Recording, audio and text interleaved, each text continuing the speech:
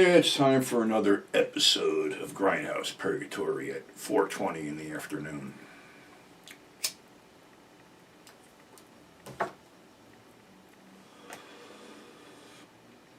It's the only thing that'll keep you sane through a pandemic and through all this other weird shit. So, a couple people really liked the fact that I turned them on to that spaghetti western Scalps. So why don't I take you back in time, because it ain't all about grindhouse and gore and blood and shit like that. It's about movies. So taking you back to 1959, there's a movie called Day of the Outlaw, directed by Andre de Toth, director with one eye who directed Blackbeard the Pirate and a bunch of other westerns. Put that on the side for now. But anyway, this is a western with very little gunplay. It's more a character study. A character study which builds and builds and builds on the suspense thing. Starring Robert Ryan, Burl Ives, Tina Louise, yes, that Tina Louise of Gilligan's Island.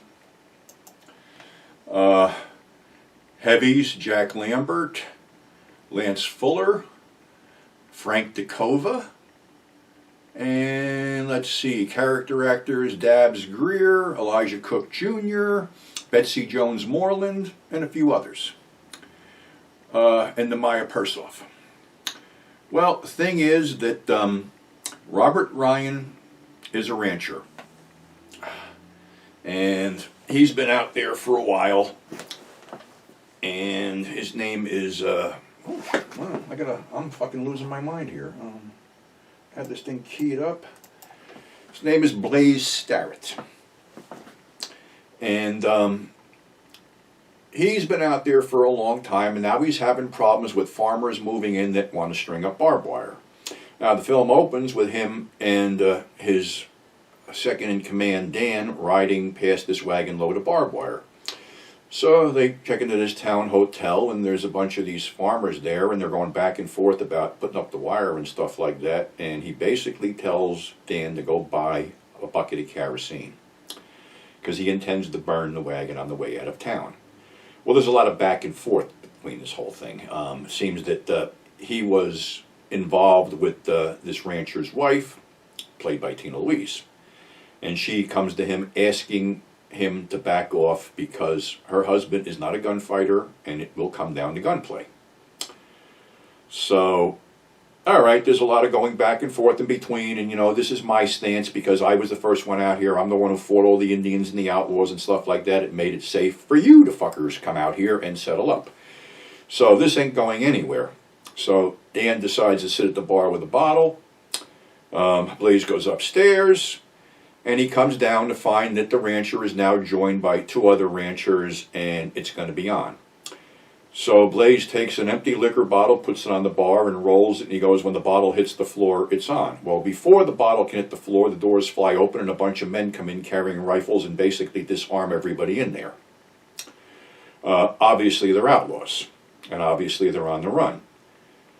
So Blaze tells them, maybe you better go back the way you came because this is the end of the line. And they go, and their leader, played by Burl Ives, his name was Jack Bruin. Colonel Jack Bruin is the character. And he basically says they can't go back because the cavalry's after them because they just pulled a heist. And of course, one of the locals gets blown away because he makes the mistake of reaching for his gun. And Brun basically tells the people in the town, there's 4 women living in the town, there's maybe 20 people living in the town, that his gang is comprised of thieves, rapists, murderers, sadists, and killers. And if he lets them, they will basically destroy the town, rape the women, and leave the town smoldering. He doesn't want to do that. He wants out. They have all this gold they want to take off, and the henchman Tex is Jack Lambert. Jack Lambert was a heavy in the likes of Leo Gordon and Robert J. Wilkie. and was in a ton of movies in the 40s, late 40s and early 50s, and sort of petered out in the 60s. Lance Fuller is Pace, another sadist. Denver is a half-breed Cheyenne, played by Frank DeCova of F Troop fame, played by Chief Wild Eagle.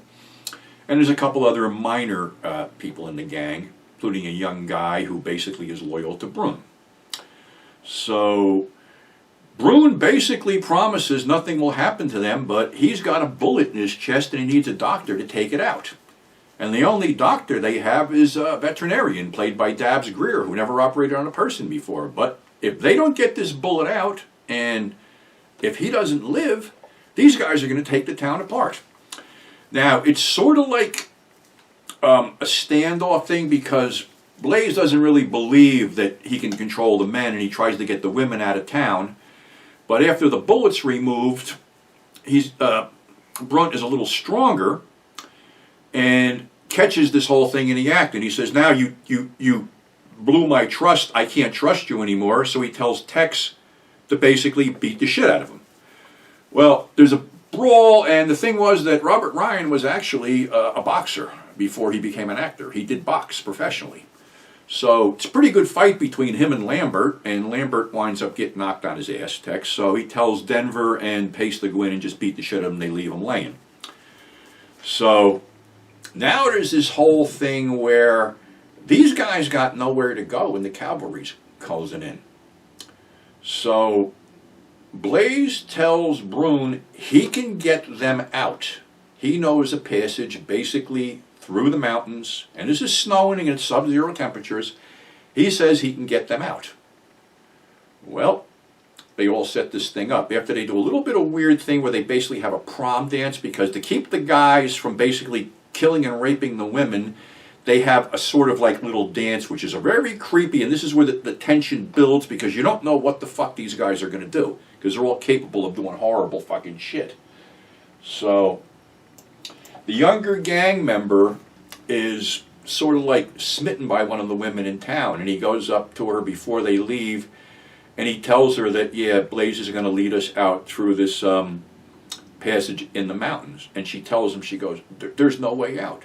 He's lying. You better stay here. You're not going to come back. So, of course, he runs up and tells Brune, and Brune confronts Blaze, and Blaze goes, you're already responsible for one massacre, because something had happened in the past with him as a colonel, called the Mormon Massacre. They didn't really dwell on that, but something horrible happened. And he goes, you got a choice now. He goes, you can have a second massacre right here and now. And he goes, or you can die honorably by taking these guys out of town. And Brune goes, what about you? And he goes, if I go with you, obviously I'm not coming back either. So they lead these guys out into, I mean, this looks sort of like really rough fucking terrain, because their horses are in fucking snow up to their chests, and they're going through this thing. Tex's horse stumbles and breaks its leg. Tex has to shoot it, and he goes, somebody give me a horse. And the young kid that's, Brune's boy goes, take one of the pack horses. And Brune looks at him and he goes, get off your horse and give me your horse. And the kid's like, what? He goes, follow the tracks back to town. Give him your horse. So Blaze goes, you'll be all right. Just follow the tracks until the end and keep going straight. So Tex snidely gets on the horse. Well, they keep riding until all of a sudden Brune keels over and falls out of the horse. He's dying. One of his close guys runs up to do something, and Tex shoots him. Blaze leans over Brune, and Brune's like, go. It's it. He dies. So now there's 4 of them left, and they need Blaze to get them out of the mountains. So they ride on. Well, 3 of them, Tex, Pace, and this other guy, Vic, are sitting around the campfire, when Vic sort of suggests that, now that they got rid of Brune and the young kid and the older guy, that there's more to go around, so maybe if they got rid of somebody else. So while this is going on, Denver is talking to Blaze and telling him, basically, you lied to us. There's no way out of here. And he goes, now you're going to find out what a Cheyenne does when he's been lied to. Let's go back to the camp. So as they turn to go back to the camp, 2 shots ring out. Blaze dives out of his saddle. He goes, "You're all right, you're all right," and looks around. They just shot Denver, and they stabbed Vic. So now it's just them two. The pie's cut 2 ways. But they still don't know that there is no way out of this. So they keep riding, hit nightfall. There's a fucking raging storm going on. They sort of picket their horses, and Pace and Tex are trying to start a fire in this little alcove there, and none of the matches are going. In the meantime, Blaze tries to sneak away with his horse, but Tex shoots his horse, and the others don't even chase him because they'll have to come back because we got the only 2 horses.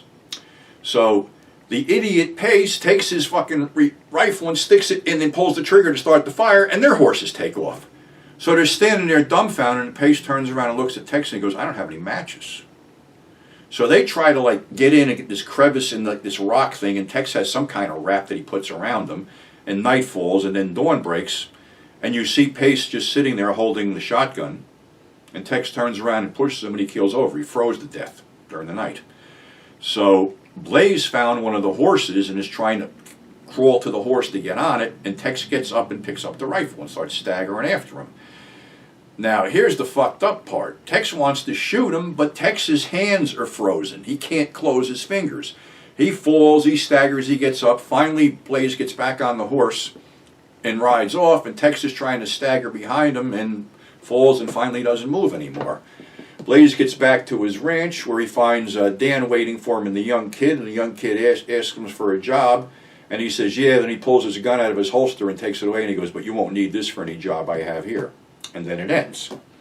Not the big shoot-em-ups we are used to, not blood packs bursting and gore and shit like that, but this is one intense little film that keeps ratcheting up the tension with each changing scene, because these guys are definitely a fucking powder keg waiting to explode, and everyone plays it beautifully.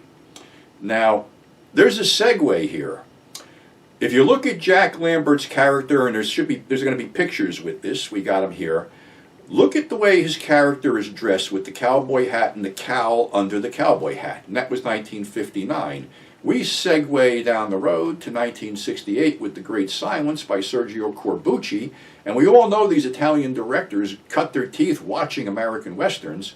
So here's Klaus Kinski almost dressed the same way with the cowboy hat and the cowl.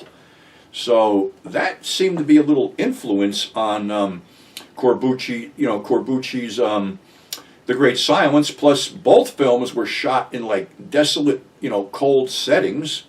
And the other thing was interesting I found about Day of the Outlaw was that the director Andre de Toth had the sets built 3 months before the shooting started. So the actual weather in the state of Oregon, I think it was around Salem, Oregon they shot it, the weather would actually weather the buildings, so nobody had to really do anything to them. They looked all beat up and stuff like that. And like I said, it's a great cast. And Lambert, Jack Lambert was one of the unsung heavies. He was around, like I said, mid-40s. He was in teamed up with Jack Elam in this Mike Hammer film. I think it was Kiss Me Deadly. He had a lot of screen time in that. He was in the George Raft story. He did a lot of TV appearances on crime shows and westerns, but he sort of petered out toward the end because he was in Veracruz and he got shot in the first scene. He was killed. He was in 4 for Texas. He did basically a cameo appearance toward the end where he was a sailor that was shot and dying. And I don't know, I had read somewhere that he had soured on acting and left, him and his wife opened an antique shop in Carmel, California. And I believe he died in might have been 2014 at age, or maybe 2002 at age, he was 80. So, but he never sort of achieved the status of a Jack Elam, a Leo Gordon, or Robert J. Wilkie, or Warren Oates for whatever reason. But he was good and believable in everything he was in. He looked like a scary motherfucker. Actually, he was in Machine Gun Kelly with Charles Bronson for Corman. And like I said, Frank DeCova was, I believe, a college arithmetic professor or something. I know he was a professor of something, and he quit to do acting, and he played a lot of Indians. I mean, he's a half-breed in this one. He was Chief Wild Eagle on F Troop, and I just saw this other film the other night, Run of the Arrow, with damn, it was like Brian Keith, Ralph Meeker, but the Indians were played by Charles Bronson, Frank DeCove, and somebody else you would recognize. And they're all like, I mean, these guys are wearing loincloths, and Bronson was fucking buff back then. I mean, he really was in great shape, and so was DeCove. But yeah, it just, you know, and I believe DeCove was in, you know, he was in Machine Gun Kelly also. But he was also in several other films that had Bronson, like I said, Run of the Arrow and The Stone Killer. So, yeah, it's just interesting to see how these guys bounce around. And like I said, you know, Day of the Outlaw may not be everybody's cup of tea, but, you know, I just found it a very watchable, interesting fucking film, just from, you know, a standpoint of building characters and building tension on the scene. So, that's what we got for today. It's January, still got the same shitty fucking sweatshirt on because I don't leave the house. All I can say is, you know, we got another variant of this shit coming around. Just mask up and stay safe. And, you know, we'll keep this shit going just to keep you guys entertained. And we appreciate you tuning in, subscribing. And if you need anything from me, email me at grindhousepurgatory@gmail.com. So, again, stay safe. See you on the flip side.